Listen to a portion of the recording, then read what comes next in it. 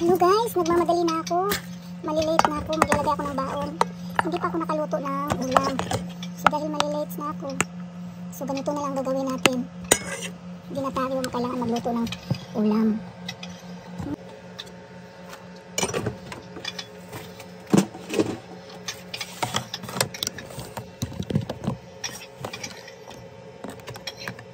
So dahil malilate na ako, mayroon akong itlog. Yan. May buhok pa. So ang itlog ilalagay ko na lang siya sa gitna. Ilalagay ko siya sa gitna ng kanin. Mainit pa yung kanin natin. So dalawang itlog. Yan. So maluluto na siya yan mamaya.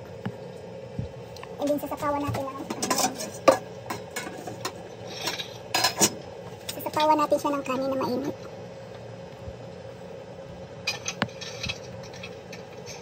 Yan.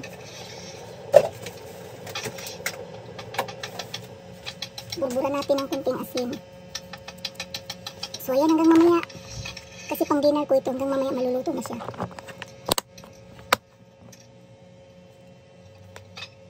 Diba? Ayan siya.